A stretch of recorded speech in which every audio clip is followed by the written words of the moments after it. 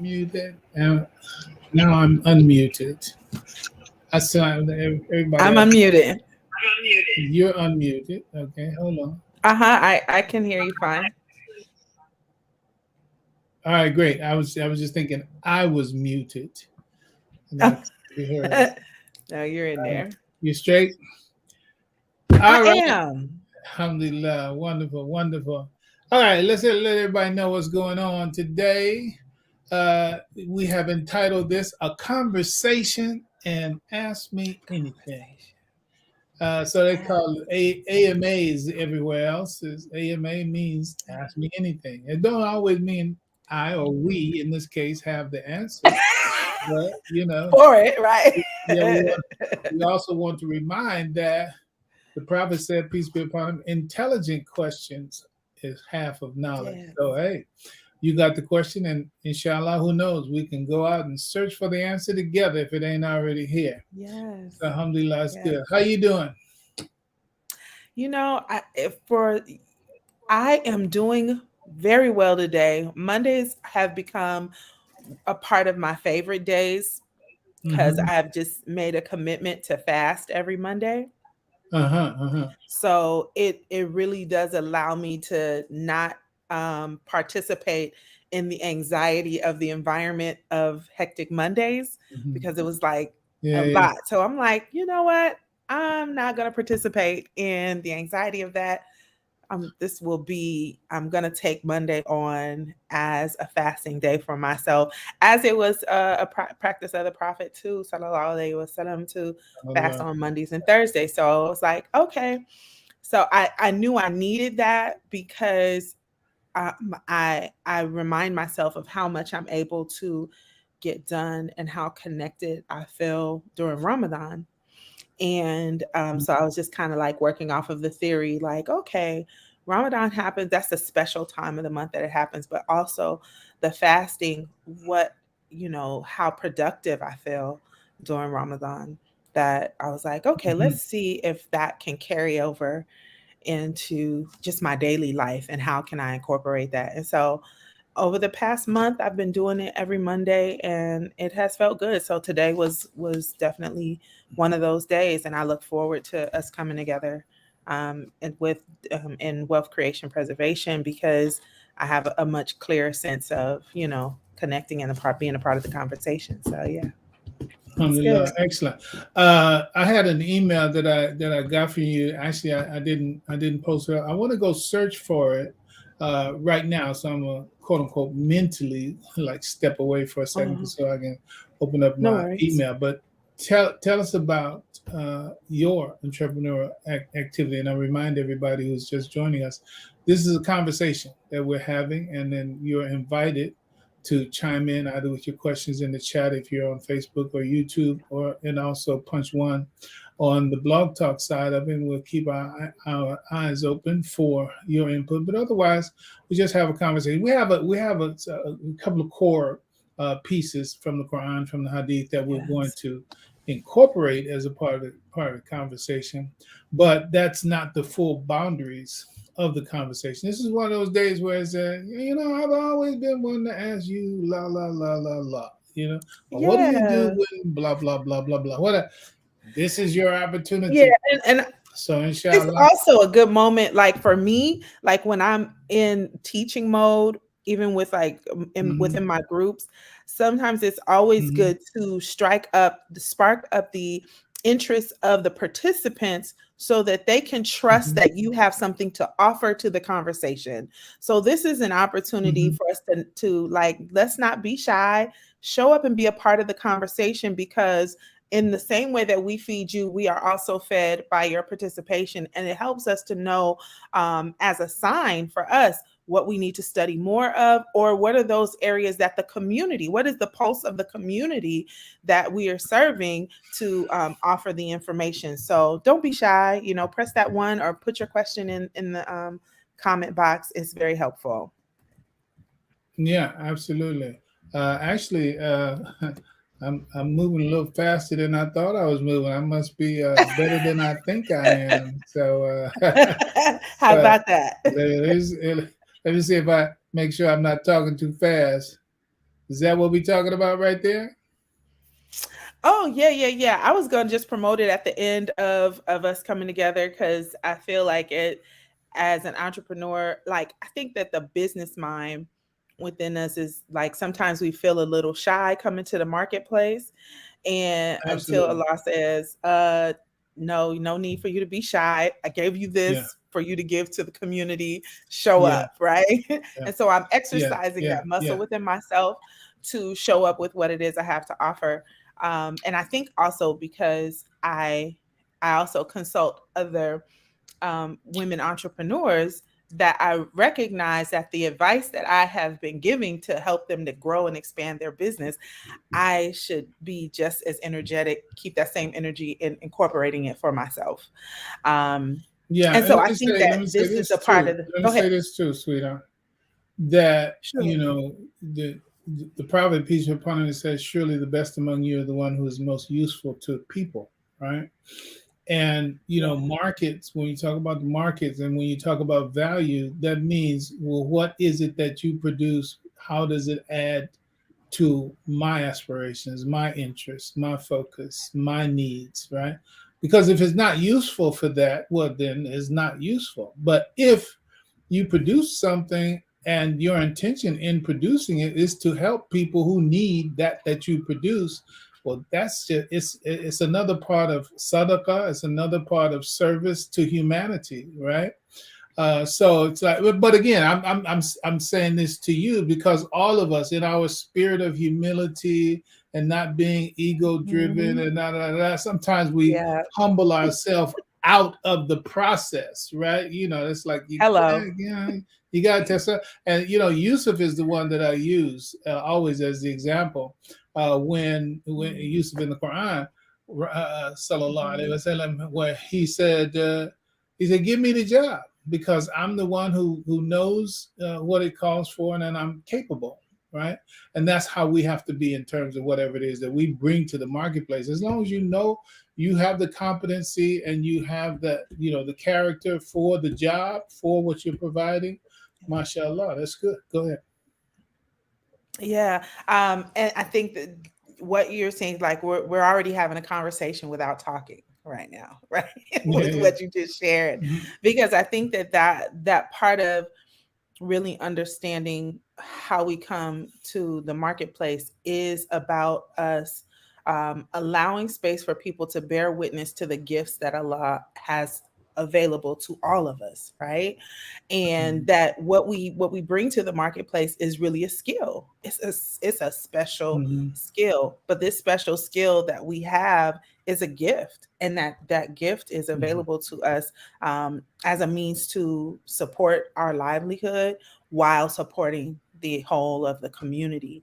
And so Mhm. I think that the humility part of it, I know for me as an entrepreneur, I have a little bit of a tug of war with.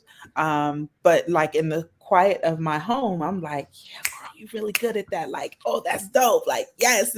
But then Mhm. there's a part where I consult myself as to how do I show up in the marketplace with that same energy to ensure that everyone gets a chance to benefit Mhm. from it. So because I always Mhm. held in my mind, and this is something like what I would ask you, like I always held in my mind the, and not anymore, but the ideal of, does my shine force other people to shrink?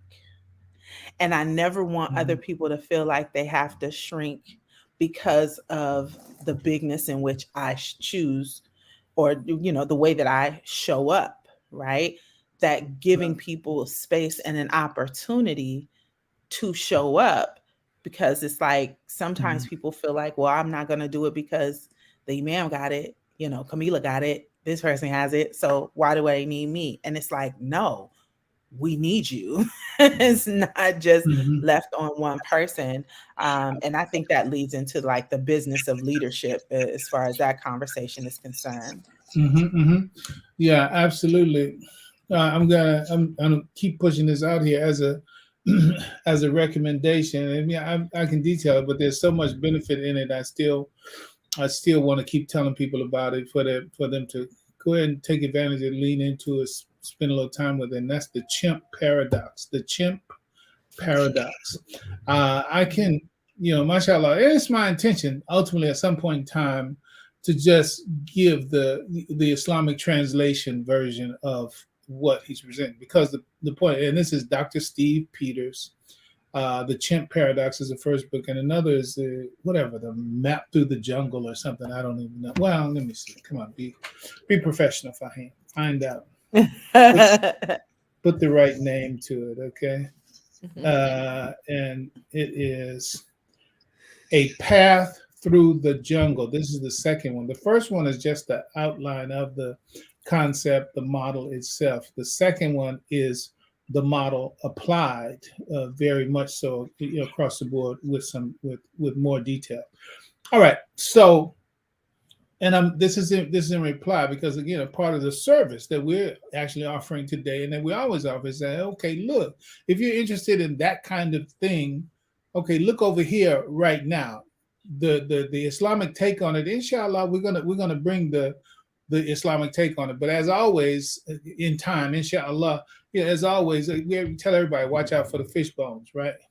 And I'll mention one thing that's a fish bone in there, but it doesn't figure prominently. But he said life is not fair. Sort of like one of the precepts is that getting people to accept that life is not fair. Essentially to say that there are certain things that are unfair in life. But okay, set that aside. Life is what it is. Life is a trial. That's the Islamic side of it. You don't call that unfair. That's the way life is. So everybody has their challenges. But to get to your particular question, in terms of your light shines, and then some people they dim their light, or they don't want to shine, or what. Okay, so see that. So in the chimp paradox, and I'll go back. Well, let me go ahead and say the Islamic piece first, right? The critical Islamic piece for that is that to each is a goal to which is turning, so strive as in a race towards all that is good. 2:148. What that also says is that, and also laqad khalaqnal insana fi ahsani taqwim. So, and then also God said, and I made your forms and made them beautiful, right? So it's like that's 3 verses right there saying that, look, you are unique, you have a gift, you are beautiful, blah blah blah. God hasn't cheated you out of anything. It's wonderful, right? So that's supposed to be in Chimp Paradox. He talks about the stone of life. They have a concept in there, stone of life. But the stone of life means, what are your highest arc principles in life that you guide your life by, that you go to immediately under all circumstances? So for us, the stone of life in their model is the Quran and what Muhammad sallallahu alaihi wasallam, the Prophet, has given us, right? Automatic. I don't have to wait on, what am I going to do? No, you're supposed to have that already stacked in there, and that's another component. That's another component of the model. There are 4 components. There's the chimp, there's the human, there's the computer, and inside that computer is the stone of life and several other things. I'm not going to go into it. Okay, so the point is that our go-to response, see, because if you're concerned, if I'm concerned about, man, do I have to turn my light down so you can be okay? He said, why you feel that way? So it's like that's a problem. Okay, from our stone of life, using that Chimp Paradox model, from our stone of life, we go to the Quran, we go to life of the Prophet, peace be upon him. All right. So number one, we already know everybody's beautiful, everybody's excellent by nature. Everybody has a gift that God has given them. Now, that person that think you should turn your light down, or that turns their light down, they're not reading that. They're not responding. They're not connected to that, right? And so, therefore, they have the issue of the jealousy, the envy, or the minimal, the low self-esteem. Short version, the low self-esteem. Yeah. And the Prophet sallallahu alaihi wasallam, one of the things that the Prophet said, peace be upon him, he says, whenever you look at someone and they have more than you, look immediately at someone who has less than you, lest you look down on what Allah has given you, right? If you try to compare yourself, and this is the difference, going to those 3 elements in the Chimp Paradox, it's like, if a person is operating from the chimp perspective, then they compare themselves to other people, and then they evaluate themselves on the basis of that comparison, right? But Mm, yes. the human doesn't. The human, which is another attribute or quality of us, and I'm calling that the Muslim, right? The Muslim. So the chimp is really like the jinn. Now, this is the Cliff Notes version of what I'm saying. The Yeah. chimp is the jinn, right? So you have Iblis, who is jealous, right? He was jealous of Adam, alayhi salatu wasalam, because of the position that Allah had put Adam in over him, right? And then we see in the Bible the story of Cain and Abel, right? So you had the brother who is jealous of the other brother, right? And that's when a person is jealous and envious of another person, is because they don't have the sense of themselves. They don't have the sense of equality, and they're comparing themselves to them, and that's how their low judgment of themselves comes in, because they're using the wrong standard. From the human side said, look, God has given everybody something that is wonderful and beautiful and great and excellent. And if I'm expressing my wonderful, beautiful, great, excellent gift from God, and I'm not trying to put it on you, it's like, hey, you ain't got nothing, and I got more than you, et cetera, et cetera. And that's another thing that the prophet said, peace be upon him, going back to the stone of life, right, for the Muslim, where it says that whoever has an atom's weight of pride will not see paradise. And the person spoke up and said, oh, yeah, it's like so-and-so. He has beautiful clothes and beautiful shoes. The prophet said, no, that's not it. He said, Allah is beautiful and Allah loves the beautiful. He said, pride is holding another person in contempt. Pride means that if you think because you got this muscle, if you think because you got this shape, or you think because you got this hair texture, skin complexion, that makes you better than somebody else, then you are holding others without that in contempt. You will not see paradise. You will not see paradise. So we avoid pride. We avoid the sense of thinking that something that we possess makes us better than someone else. So you don't turn your light down in that sense. Your hope is for them to operate from inside of their recognition of the excellence that God has given them. And so, yeah, you have to manage that relationship, right? Because we're surrounded by people who are operating from their chimps, not always from their humanity.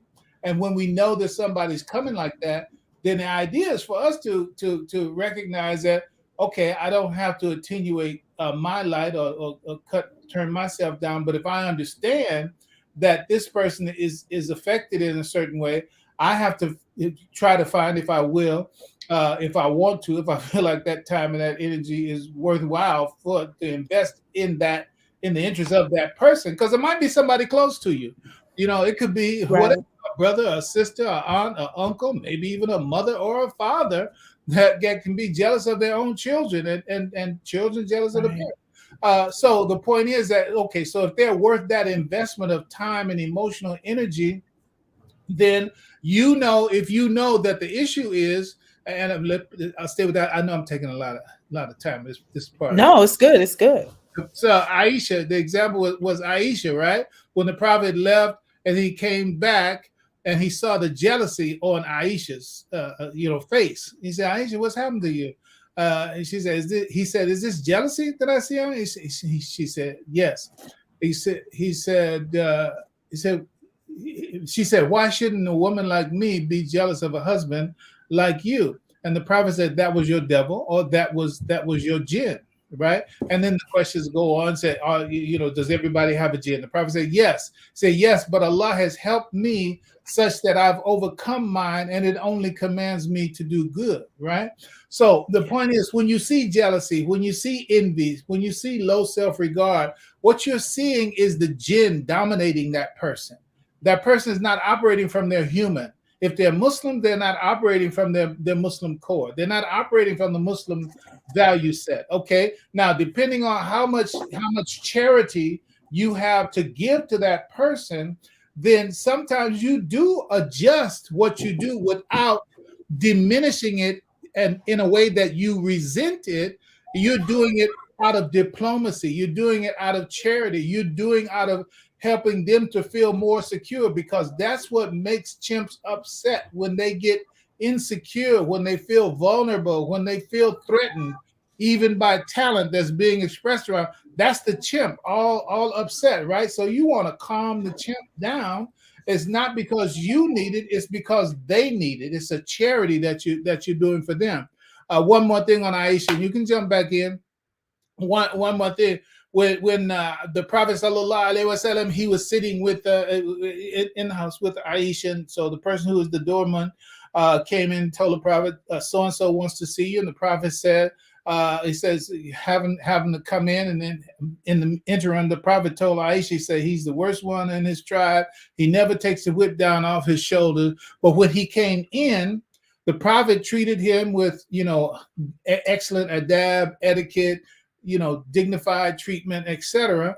And so after he left, then Aisha said, well, you just told me he's the worst man of his tribe, but look at how you treated him. And he said, oh, Aisha, have you ever known me to be someone, without good manners and courtesy, etc.? He said, no.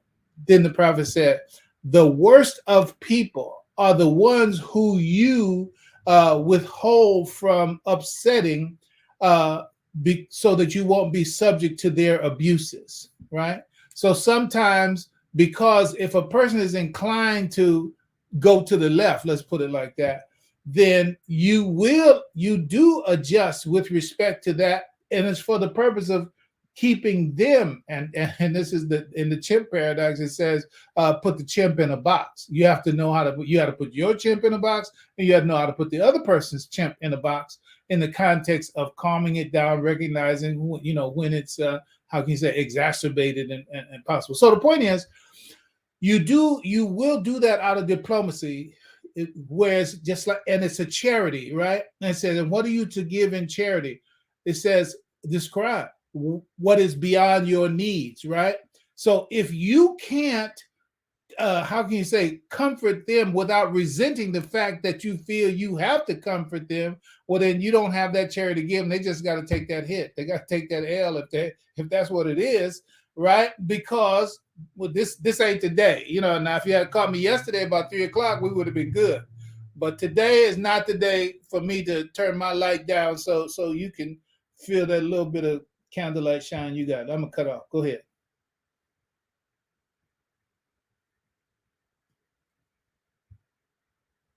Why am I not hearing you? I was muted that one. Okay, you should hear me now. I was saying that the thing that stood out the most for me as you were speaking and what I wrote down is like, how does that translate for us as African Americans, as Bilalians seeking to build wealth? And how does that show up in how we pursue business, how we pursue to gain wealth?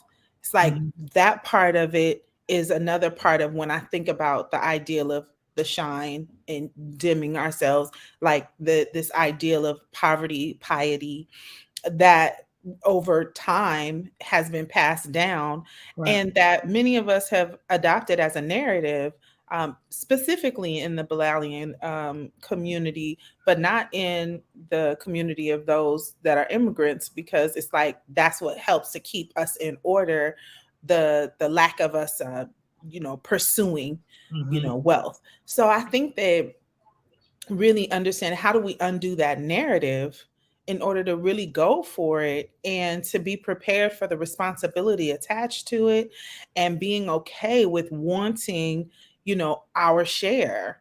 The conversation about our share, like even when I think about our community or the communities nationwide, is that we have really kind of capped ourselves off at a certain level financially, that it's time for us to kind of really stretch our brains to go above that cap. And it's because our community is relearning, understanding how to approach building wealth, especially when you talk about the ideal of Ummah and what that really looks like for us as a community. Well, here's a saying. One of the sayings is, some problems can't be solved they have to be outgrown, right? Mm. And so that means we keep trying to solve the problem, because we keep seeing the problem, and so therefore, and that's the human side. I'm going to stay with that chip paradox since I'm mentioning it so much now. Yeah. The human is always trying to figure out the solution to it, and that's a good thing. But the chimp is always, because it feels threatened. So as long as you have people who are in that state of mind where they feel threatened by the achievements of the people that they are surrounded with, well, then those people are never going to be able to make progress amongst those people, right? And so sometimes it means giving, just recognizing that. In fact, the Imam would say about some imams that wouldn't, and this is from my brother Imam Qasim, rahimahullah, talking to the imam, speaking to the imam about shortcomings and failures on the part of imams who, at the point of this conversation, weren't trying to keep up with Quranic studies, weren't trying to keep up with learning the Arabic, weren't trying to, advance themselves according to the quote unquote the plan, the language, etc. The imam said, "Okay, we just have to go, and then we'll come back and get them," right? So sometimes what we have to do is just go ahead for what it is that we're after, and after we accomplish what it is that we have the capability of accomplishing, then they have the invitation to either join with the progress or benefit from the progress, or stay where they are and just simply, become extinct, right? So that kind of mentality, that kind of mindset, it's dysfunctional. It's not quote unquote sustainable in the life of the person. I have literally seen it in my own life, and in my, I've been an imam explicitly for 40 years, and then of course I've been a part of this movement for 50 years. So I've seen a whole lot of water pass under the bridge. I've seen people live, die, behave, and misbehave. I've been, the target of so many things, etc. But the point is that the imam pointed out to me as another instance. He said you have to have a plan for your real enemies, and you also have to have a plan for your friends who are actually your enemies. You got to have a plan for your real enemies. So you got people who are your real enemies, right? And we can say the enemies of progress, the enemy of the advancement, the enemy of the achievement, the enemy of the movement, whatever, the enemy of the mission, right? That they are direct enemies. But then you have those who are your enemies, but they think they're your friends. They're your enemies. But you understand that even though they're your friends, they have ways of being that are contrary to the mission. So that makes them, therefore, your enemies as well. So, but you have to again deal with that with a balance. Does that get towards what you're talking about? Yeah, absolutely. And then at what point, I, I I think that my sensitivities in regards to, seeking to build and be a part of a growing community is that our wealth status is a way that it's a form of dawah. Like it Oh, just absolutely. is. Like, Yeah. how are you able to make it attractive? It's like by not showing up in the best parts of yourself, like Mm. as a community. And so some of us have gotten, settled into it because it's not easy. Like, I got to keep it a whole buck. Entrepreneurship is not easy. Right. It is truly a challenge. But Mhm. the idea that we are still individually a business, even if you have a job, you are a business. You are a business in how you interact with other people. You are a business in how you create social spaces. You are a business in how you give advice and how you hold space of prayer. So, like, seeing about the wholeness of us as individuals, that contributes to the building of community. So what are those conversations?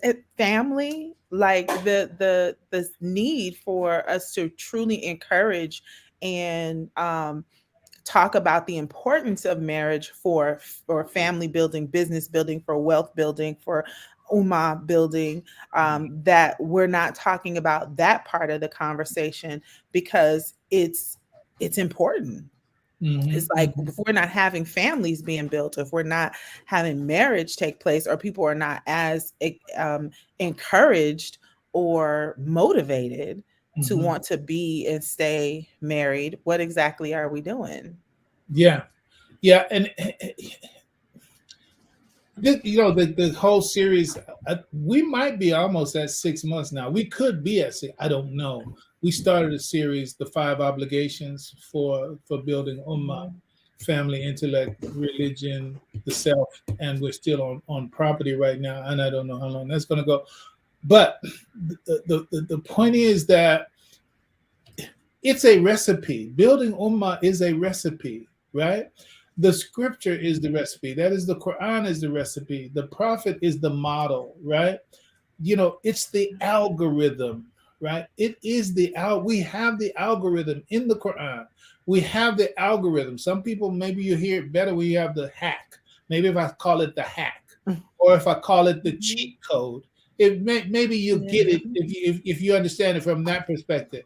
But there is nothing that we need to know that is not in the Quran, even if it is the Quran telling us to go somewhere to find this particular type of knowledge. As the Prophet, peace be upon him, said, go as far as China, seek knowledge, even if you have to go as far as China. So so what it is that we need is there in the Quran. But if people don't practice, if people don't reach in and actually do what the recipe says do. You're a cook, and your mama has took the crown off and put the crown on your head. No, that girl, she got that pot action, right? She can rattle them pots too, right? So it's like, Yeah. but if you got a recipe and you leave something out of the recipe, I don't care. It can look aesthetically, it can look beautiful and all that, Yeah. but the proof is in the pudding. When you put that fork or Yeah. that spoon into it and you put that fork or that spoon in your mouth, either it's a hit or a miss. All right. But Right. why? It's because the recipe has to be complete, right? Al-Islam is a recipe. The Quran Right. is the recipe. The Prophet's model is the recipe. Listen, people can sit around and talk and look and appear that, we Muslim. Can't you tell we Muslim? Look at the kufi, look at the scarf. We Muslim. Look at the Right. blah blah, right? And I said, no, this is not a dress rehearsal. This is not a costume party. And Yeah. Allah Subhanahu wa Taala, He says in the Quran, odious and heinous is it in Allah's eyes that you say what you do not, right? Mm. So we suffer much more from the failure to practice. I think I heard it said many years ago. It says that Christianity is men without religion, and Al-Islam is religion without men. So it's to say, it's like you got the religion, but you don't have the practice, right? So you have what you're doing, but you're doing it with the others. But you're doing it with the wrong recipe, right?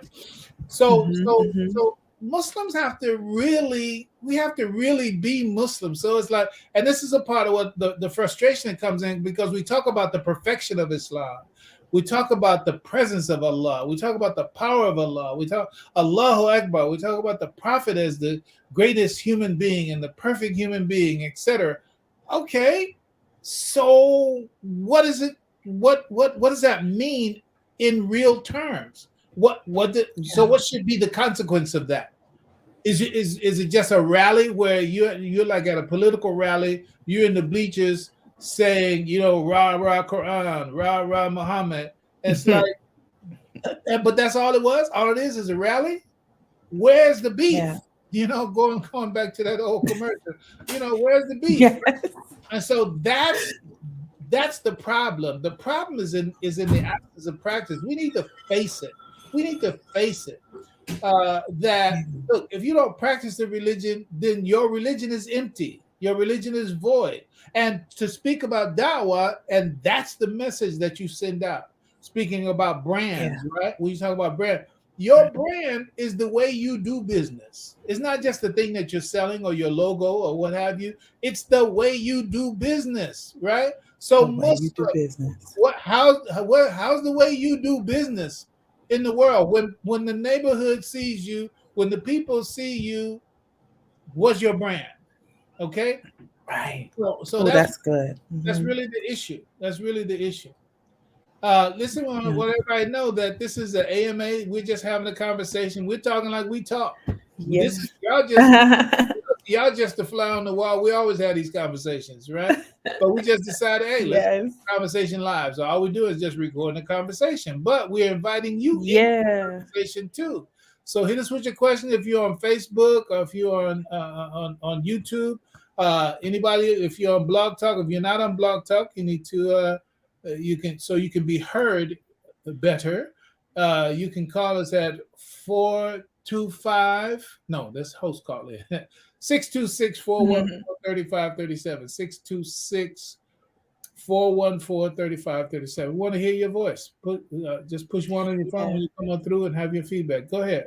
What you got? Yeah, and this is also time if you are contemplating business or if you are an entrepreneur, and you're trying to discover and understand the ways to engage the world of entrepreneurship, like Mhm. this is that space to do that. Yeah. There's the other thing that I want to also mention is like how we value the leadership within our community, that the leaders within our community, like their business is around educating the community. It is around studying and understanding this way of life in order to present it to a community so that they can be functional. It's not entertainment. Right. It's not about entertainment for you to be entertained every Friday, for you to be entertained at a particular conference or what have you. It is that, and we have to value them as such in the way that we take the information and implement the information, because now you are now responsible for what it is that you now know, and you are held accountable for the knowledge that has been shared. So if we as a community do not take on the responsibility of, the time and the effort and energy that the imams within our community have taken the time to study and understand, and we are still not growing as individuals or as a collective, then the question is not about so much the leadership, but it's about taking accountability for how are you executing the information that is given to you. So there are things that we have to recognize, that we are, going to need to take responsibility for the fact that, are we valuing the gift that has been given to us as a community through leadership like Imam Muhammad, from leadership like Imam Qasim, those who have transitioned and those that are present and still with us now, that we have to take a sense of value, that it's not just this, a blurb of something to just watch regularly. It's about putting into practice and giving you the tools necessary for you to put these things into practice to live the best part of our lives. And I think that that's like a big thing for me. Of course, I'm a little sensitive to it because I grew up in a house with an imam, but at the same token, there's still a part of us that has to recognize that we have to unlearn this idea that the zakat is not about, oh they asking for money. No, the zakat is literally a purification of self. Yeah. And if you have to contemplate whether you are in a position to give in charity, then you're wondering why your financial situation continues to look the way that it does. It's because you are still operating in the mindset of lack. You are still feeling that you are allowing that threat to be true, because you think that if the tighter I hold on to this, the more I'll have. And it's absolutely untrue, because just like the hand is like this to hold on to the money, it's no longer open to even receive. Right. It's like this closed hand can't get it, nor can it release it. So if you're asking for more, if you're praying for more, or you're seeking to receive more for your life and for your livelihood, you have to be like this, like the same way that it comes in and goes through, there's still more coming in. You have to allow yourself to keep open what it is that you need open in order to receive what Allah has for you. And I think that that part of it for us as a community is that we trust the dollar more than we trust Allah. Mm-hmm. Mm-hmm. Yeah. We trust it more than we trust Allah. And it's like we hold on to that thinking that that's the thing that's going to save our lives. That's Mm-hmm. the thing that's going to allow us to live our best life. And you're not even leaving room for Allah to show up Yeah. and provide for you really what it is. And it shows you just how temporary this thing that you trusting in so much more than you trusting into the creator who is rich, who is the most abundant. So how do we show up in that way for the community? So I know that there's questions in here. I know that it's like, who's brave enough to be open enough to recognize and ask the questions that according to those things that we're seeking to understand, because we are allowed to have our piece of this life. Like we're here to explore. That's why we are here. And so we have to do the work necessary to grow and explore in it. Okay. So we have Sister Joanne Brown chimes in with this. She says, again, I'm enjoying this conversation. How can I review this program with my family? I have 4 grandsons under 30 years of age. I am trying to impress upon them about generational wealth. So if you could go to, so it's my bad not being ready for with a hot link to jump to. But if you go to blog talk, just blogtalkradio.com, put in my name, and also wealth creation and preservation, maybe even WCP, because we often actually just use the initials. You can get the whole scheme of the archives there. So my name, Fahim Shuaib, and you can use WCP, or you can use wealth creation and preservation, and you can get the whole archive. Also, Facebook, all right, Fahim Shuaib, Facebook, Imam Fahim Shuaib, that's 2 pages. So Imam Fahim Shuaib on Facebook, and also on YouTube, and you can again find the archive of these conversations and presentations that we've had. So alhamdulillah. So thank you so much, and we look forward to being in touch with you. And hit us with questions, comments, etc. online, and I will reply. My apologies, I don't always send the assalamu alaikums back, but my greetings are always there for all of you, but I don't respond to every greeting that's given. Well, let's go ahead and acknowledge those who are greeting us when we hear it. Any more you want to add to whatever it is that you've said? I do. One good step is to sit and listen. Like any young people, like all young people, they're at the age where they like money. Mm-hmm. Like this is the early stages of the early stages of really, and it's as we nurture it, they'll start to understand the value of money. It's like, so this idea of sitting down and having the conversation, sometimes it's just a matter of like, as a family, hey, if you were to start a business, what would that business be? Or what are some things that you would love to do in your life, right? And get them to kind of talk about, where would you want to go? Like, what kind of house do you want to live in? Like, where would you want to live? Like, have just that basic conversation. Then ask the question, what do you think you would need to do in order to do that? Some of them might say, I might need to get a good job, or I might need to go to college. And that can be true. That is fine. It's in that moment where we take them through the journey of what that looks like, right? Because you can go to school, get the degree, get a job, but your job is still going to create just a ceiling. It's only going to give you won't make as much as the one that gave you the job, right? So having the conversation to get them to think bigger. If you're in a job around something that you enjoy doing, you can have that job around something that you enjoy doing, yet you can also provide your knowledge by way of writing a book, by way of giving workshops and doing speaking engagements. It's not limited to just the job. So even with someone who is a doctor, you may not open a private practice. You may be a doctor within at a hospital, but you're also available with the knowledge and understanding that you have access to, that you can now be a consultant for people who are seeking to enter the medical field. You can also be someone that can speak at the colleges for other students, or create a space, a safe space for them to get the right consultation as they move into this new area of work. So you don't have to be limited in your job. We're in an era of knowledge to where people are looking for it. And the first thing I would definitely say at any point at time, write a book.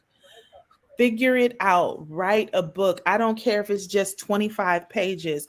Write a book. Find the knowledge and the information that you have access to, because in that, the wealth that can be passed down generationally is something that could be helpful, that you're laying the brick for your grandchildren, for your great grandchildren. Like, I hold this letter that my father brought back to my attention, that my grandmother wrote me when I was 13 years old.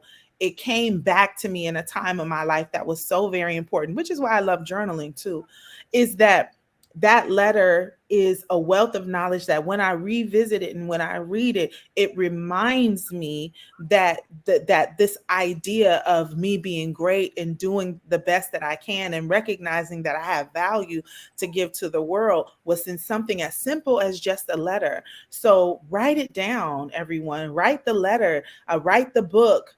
And that information, they may not be ready to consume it and understand it at this stage of their lives, but I guarantee you, they will enter a season in their life that you were prepared to give them the tools necessary for them to execute the best parts of the season of their life. Yeah, alhamdulillah. Yeah, and then when you talk about writing it down, I mean, there's so much in everything actually that you said. But I'll start where you ended. The idea of writing it down, right? It's like, you call them journals, and alhamdulillah, and that's what they are. But at the same time, they actually constitute a part of the written plan. A part of the written plan. Plans come out of that, and actually, self-discovery. My mother, your grandmother, she was a journaler. She was a journaler. It was only really formally, I really only found that out after she passed away.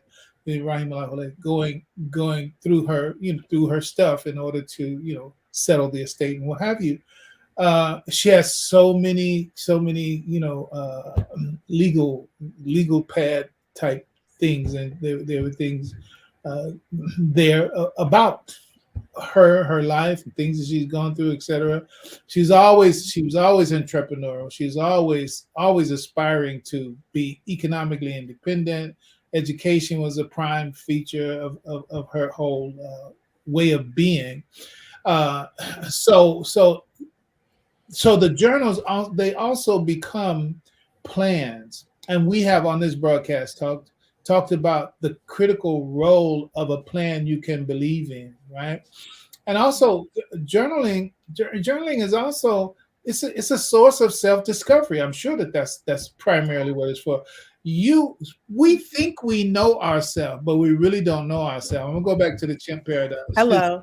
That's right. We think we know ourselves. If you knew yourself really, and further, if you really controlled and managed and directed yourself without any other influences, then all you would ever do is what you with a will always wanted to do. But do we not always and often do things that, what the hell am I doing? Why am I doing this? I know you got no business doing this. Well, why are you doing it, right? There's something in you that takes control of the levers of power and influence in your body that take you to the left when you want to go right. You need to know what is that, right? Yeah. And so when you write down these things, then that's how you start capturing the who you are. That's in there. And so that's one side in terms of self-discovery. That's just one dimension of journaling and writing things down, you self well. And I know for myself personally, like I with the iPhone, what I'm sure Galaxy has notes too. It's like it's literally my notes are like a diary, right? Because I come up with an idea. Let me write this down. I see something. Let me write this down. Right, and then some. I don't know how long it takes. Sometimes it takes weeks. Sometimes it takes months. I can look at the calendar of when I made my first note. I'm sure it goes back like 2014, 2015, something like that. But the point is that then it gels. It comes together with an idea that, oh, this now is the whole lot. But the idea started 2015. But now you've got more pieces to add to it, and now look how large and how clear the ideas. That's the second thing. It's a way to germinate ideas. It's a way to cultivate ideas. It's a way to connect ideas and concepts. I'm talking about journaling and diary, right? But then a third value of this journaling and writing things down is that a part of the metaphysical reality that we are in, a part of the way that things come into manifestation, it begins with, in the material world, the beginning in the material world of what you hope to create starts with the written word. It starts with the written plan. As soon as, look, first it was in your heart, then it was in your head. Now you put it on paper. That's that thing.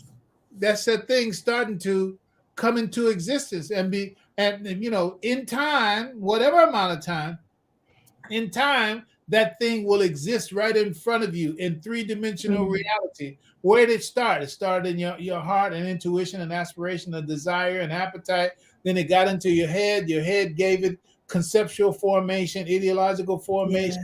Yes. You had these ideas that take more and more form, right? So the idea is a form from the feeling, and now the feeling has become an idea. Now you have the idea becomes more comprehensible, becomes more palpable, more understandable. Then now you write it down. Now that feeling, that idea, that thought is becoming material. That's the first material. The first beginning of the materialization of it is right there. Just like, I gave up the rights to the remote years ago. And so I have to kind of listen to a little more than Project Runway than I would really prefer. Y'all don't talk about it. I'm in the room, I can't avoid it. There it is, right? But what does it start? It starts with a drawing. Somebody does a drawing. Somebody does a conceptualization. They have an idea of what they're trying to present. And then you go to work to create it. And you bring it into existence, okay? But it starts with writing it down. So you have to go ahead and get yourself to do what you're not used to doing. I ain't writing it down. You got to write it down if you really want to have it. If you really want it to happen, you need to write it down, because writing it down is the beginning of it becoming a palpable reality. That's beautiful, because like even in the part of writing it down and why that is so very important is, I remember in the transcript that I mentioned before, that the imam had mentioned about an experience that he had with his daughter, where he had told her to pick up the spoon. Mm-hmm. And when she picked it up, and he said, "Do you think you picked it up? Do you think you did that?" Mm-hmm. And the concept around that is just like, when we follow through, we get a thought, and then our body picks up the pen and writes it down. Like, it is in that moment that you are having an intimate conversation with Allah. Mm-hmm. Because you are having this moment where it's like, this is something you need. There's something in you that says, I need to write this down and remember this. Mm-hmm. I need to keep record of this. I need to write this prayer down, or I have this idea. Like, it is in that moment, because you want to take it from the unseen into the seen by seeing these symbols that create the reality of what it is that you're trying to bring into your external reality. Right. So there's an internal reality happening all the time when you have this visualization of that car, of that place, the trip you want to go on, what it is that you want to do, how you see yourself living a healthy relationship, or how you see yourself. All of those things are internal conversations. But then there's a moment when, you take it outside of yourself and you go, I'm gonna go and look at some homes that are open house, Right. or I'm going to, study. Let me look online. What neighborhood? What is it? How much is it to go on a trip like that? You may not even be planning to go on the trip, but you Right. just want to go and look at it. You want to see. And then it is in that moment that's so beautiful, undeniable. I live by this, Mhm. that Allah sends you all the resources Yeah. for you to have the goodness that you're asking for. You're asking for good. Is this good for your life? Is it good for your way of life? Is it good for your deen? Will it allow you to explore and experience this gift of life that Allah has for you? If the answer is yes, Yeah. then it's like, okay, then it's yes. So Yeah. now you start to do that work and bring it closer and closer and closer to Yeah. yourself. And Yeah. it is in that moment that the test will show up. And it doesn't have to be a hard test. It's just a test that allows you to recognize who gave you this, right? Like, Right. what this opportunity is brought to you by way of whom? By way of Allah. So it's like it can happen. It can go either way now. Are Yeah. you still choosing what is good in order to do it? Like, you don't see a car and then all of a sudden you decide to steal the car because it's your dream car. Doesn't work that way. Right. It doesn't work that way. It does require some level of effort and discipline and strategy for you to bring that into your life with goodness. But Right. know that in the midst of you raising the money, saving the money, being financially responsible, getting your credit in order, that though you might be focusing on the car or the house, it widens your ability to do so much more just by you taking financial responsibility. Now you have a level of discipline that will allow you to move it into another way. It allows you to recognize when there's a good investment opportunity. You thought you were saving money to get ready for the car, but in actuality, the financial responsibilities that you were taking on, being very much more observant of how your spending appetites and your spending behaviors, that you were able to hone it in, because you're thinking to yourself, I want a car, I want to do this. But it's like, no, now it's wider. You now know what it takes to create money to invest. Yeah. You now know what to look for to create something beautiful for the community. You now know that the money you were saving for this car, you have the ability to give more in charity as a result. It's like, I didn't even know I could generate an additional $500 a month. So once that goal is hit, it's like, okay, so what do I do now? Because the goal was hit financially, I have expanded my financial capacity to an additional $500 a month. Why is that? Because in the midst of you going towards the target, the road was opening up on the way. So we got to write it down.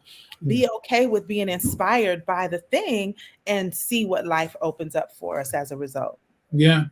Yeah. And that's, when Allah says in the Quran that, and He will bless you from avenues that you haven't even imagined, right? This is just so critical, and it's a big part of this whole theme in these past few weeks dealing with property and wealth, is the idea that there's an illusion. There's an illusion that most everybody in the world, and including Muslims, we operate from. Let's go to the Wizard of Oz, right? To the Wizard of Oz, and when they went to see the Great Oz, and then Toto went behind the curtain, and then Toto pulled the curtain back, and Oz said, "Well, don't pay no attention to the man behind the curtain," right? So it's like, Yeah. that's what the world doesn't want you to pay attention to the man behind the curtain, because it wants you to operate in an illusion, right? And so in the quote unquote grand scheme of things, that is the trial. The trial is to learn how to operate in the haqq, in the reality, and not be deceived by the ghurur. The world told us that when it talks about the matrix, right? When it talks about the matrix, it's like, you think this is the real world. That's not the real world. You're living inside of a matrix. And that's true for our life in human reality, and when we don't embrace the revelation, which is the revelation of the illusion. That is, the revelation reveals the illusion that is this world. But if you don't believe the revelation, then you live in the illusion. If you don't believe the revelation, then you live in the illusion. But as soon as you believe the revelation, it breaks the illusion, right? And a part of the illusion is one for what we're talking about right now is you think that you have to do with what you can see in your hands with you in order to do that thing that you're thinking about doing. It's like, hey, can't you see you don't have enough? Can't you see you are not enough to do it all by yourself? But Allah is inviting us to say, okay, try me. That's my James Brown line. Try me. Right? Allah wants us to try Him. And in the Jewish scripture, it literally, they have the words that we talked about on this program before, that God says in the Old Testament, it said, test me on it.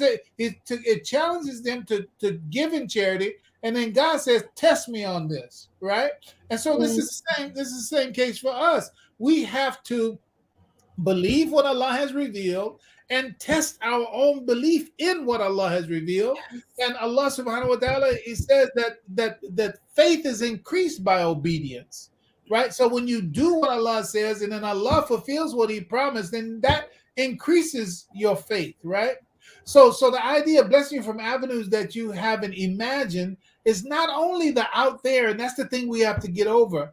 It's not only the out there, it's not only the thinking about, what I can perceptually grasp or apprehend with my five senses. I have to believe in something that transcends the five senses.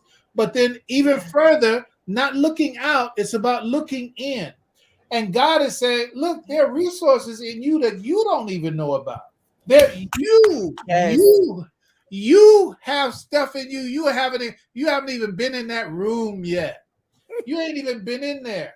God said, I know what I put in you, but as long as you keep thinking that the fulfillment is in something that already exists in the world that has been produced by man, as opposed to my power to make all that possible, not only are you not getting the full benefit of the power that you can express in the world, you're not also benefiting from the power that's inherent in your own nature.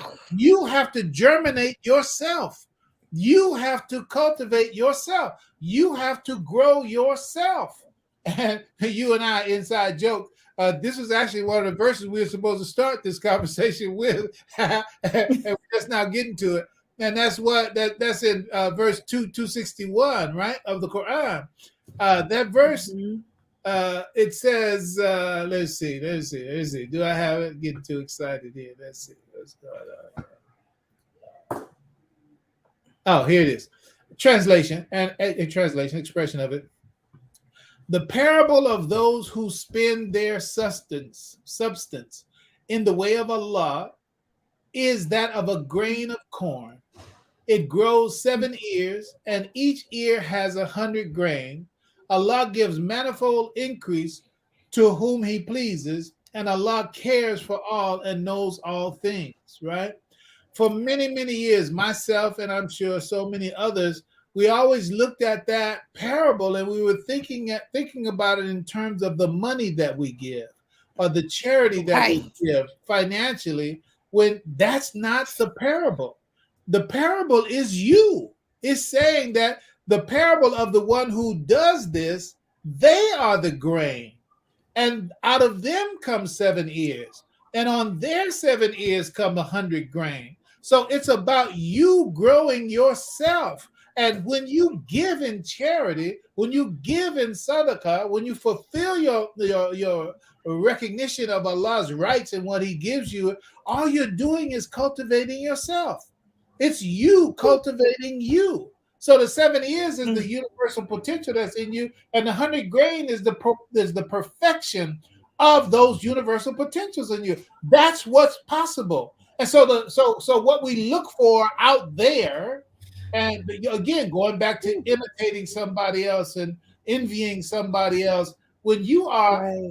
and that's the other verse that's right there too. I may as well read it since I'm there. In 2:265, it says, "And the likeness of those who spend their substance." It didn't say, "And the likeness of the substance that people spend." It said, "The likeness of those who spend their substance." Let me say that. It didn't say the likeness. It didn't say the likeness of the substance of those who spend.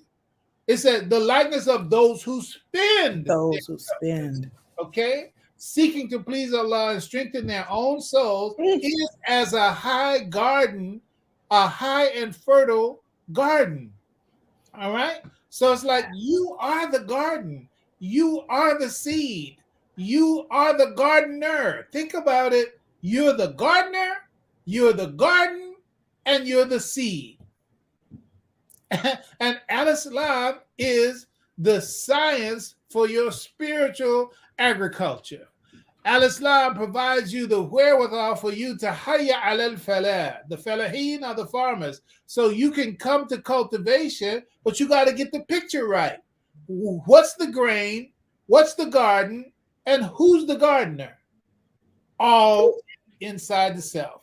So then, if you don't know yourself, right, and if you don't direct yourself to comply to what Allah has ordered, well, then that's why the growth doesn't come.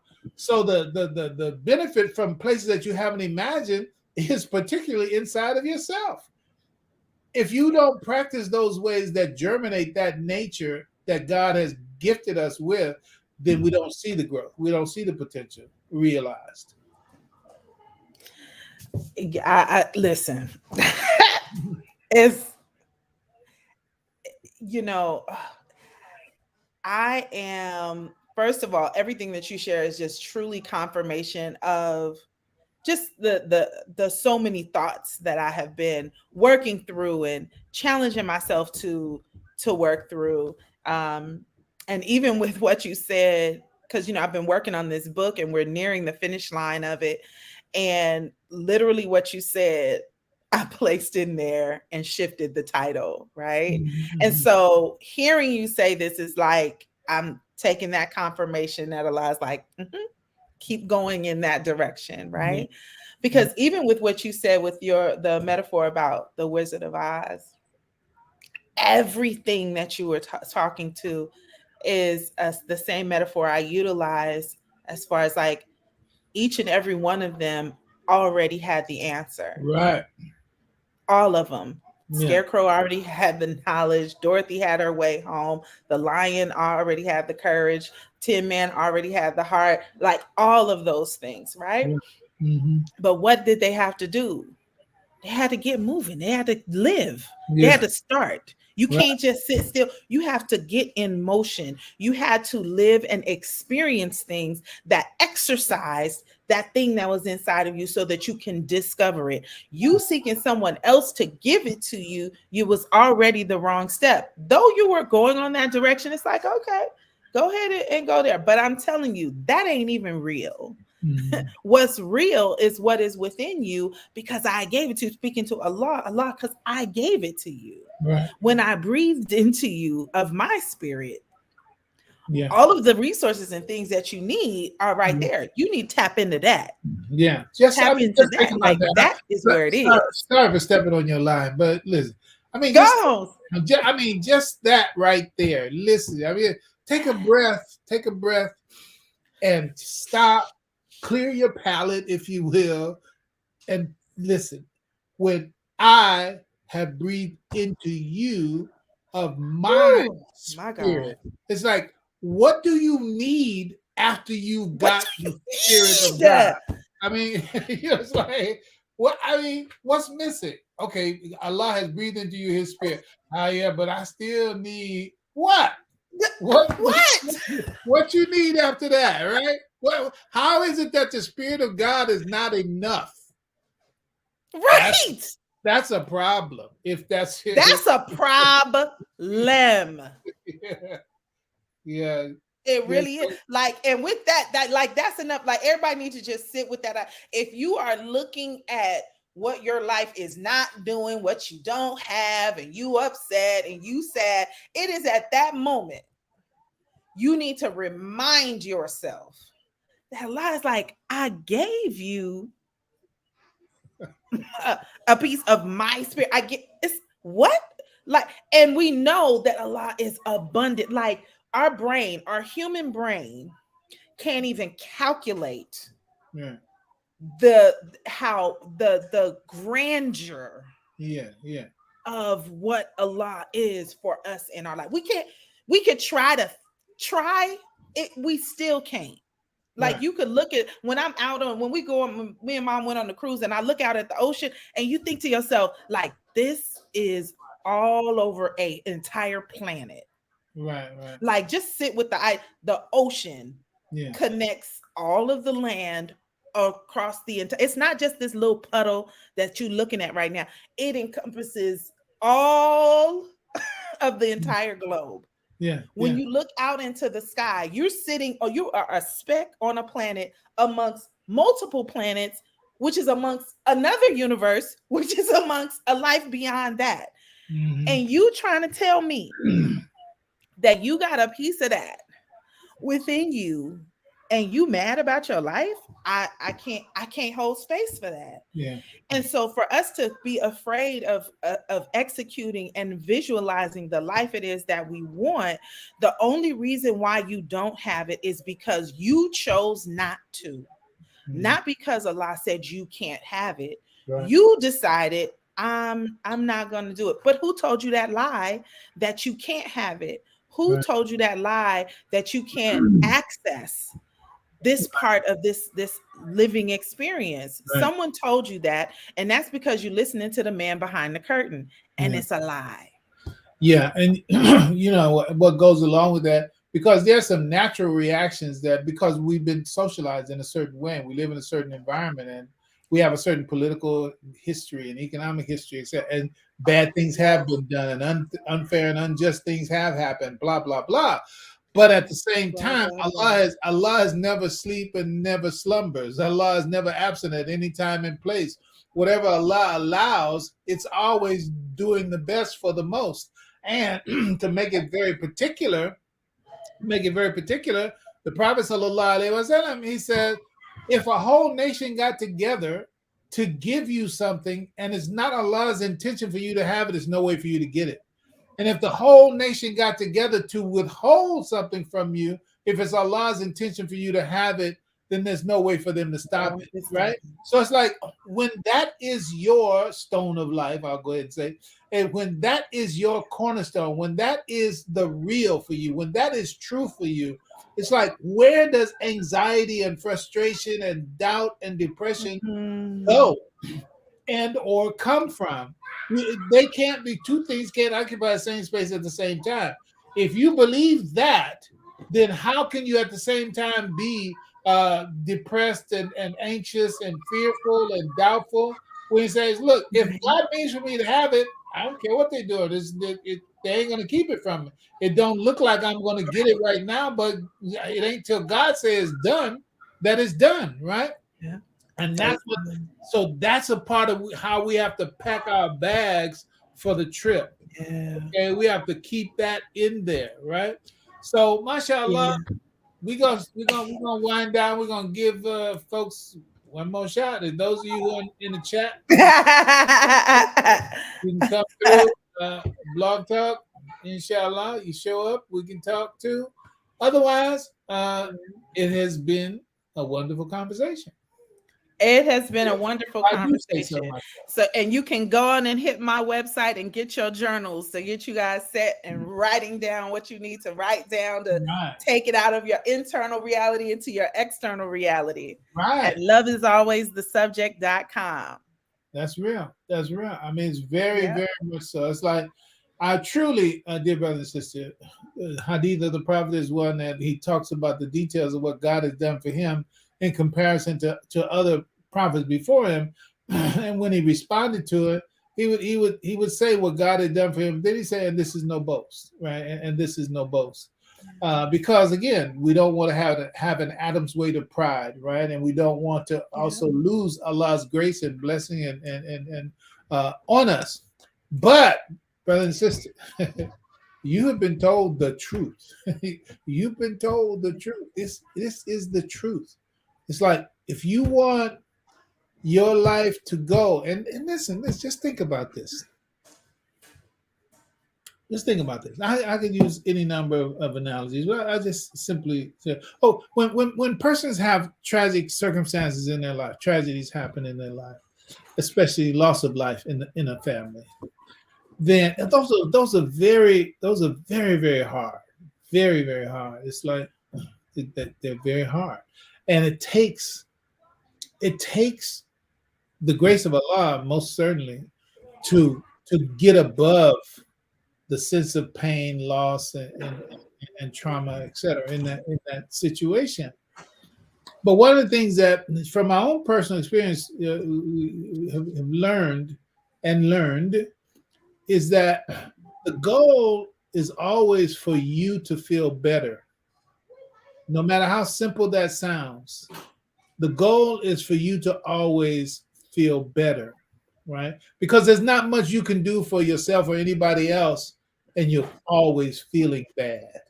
You're always feeling. There's probably a better college word for that term, but I process it with that.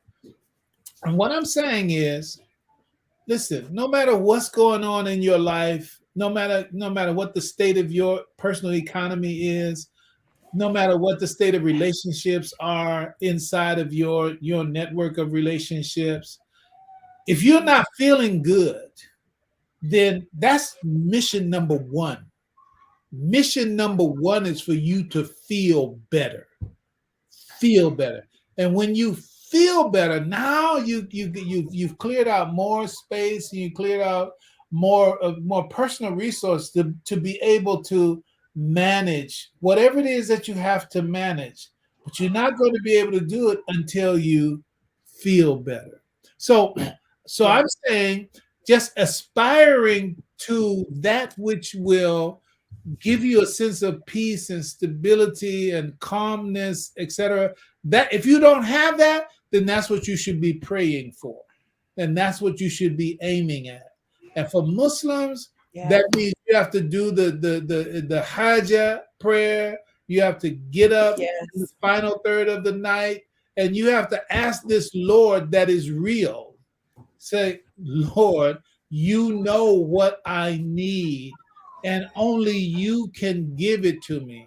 And see, your faith has to put you in the condition to where you will get up out of that bed in that late hour of the morning or the early hour of the morning, however you want to see it, the final third of the night, and make that prayer to God with your forehead on the ground, praying to Allah subhanahu wa ta'ala to give you what you need. If you really, really believe it, then you'll do it. And then when you do it, then Allah has made a promise, and Allah never breaks his promise, right? And mashallah. So I'm saying there are a lot of things to do materially, but for this part of the conversation, I'm saying, if you're not feeling good, and I'm not just talking about your physical health. The person may physically be excruciating pain, but they feel good spiritually. They feel good emotionally, but they may be in physical. I'm speaking much more to the person who is in psychological, spiritual, emotional stress, and you say you believe in Allah. If you do believe in Allah, and you need to get your peace restored, then follow that prescription. Get up in the final third of the night, make your salah, a couple of rakahs, and then raise your hands up to Allah subhanahu wa ta'ala and ask Allah for your peace, for your tranquility. Do that. Things will be well. That's it for me, sweetheart. So, what you got? Hey, This is what I needed. This is good. you want to let the people know what's very next for you, or we gonna keep it on the low? What's up? We'll check in when I come back. Okay, good. All right, so we Yeah. have something to look forward to. All right. All right, Yeah. everybody. Allah's peace be on you, everybody. Have a wonderful evening and a wonderful life. May Allah guide us to the best. Assalamu alaikum wa rahmatullahi wa barakatuh. Ameen. Alaikum salam.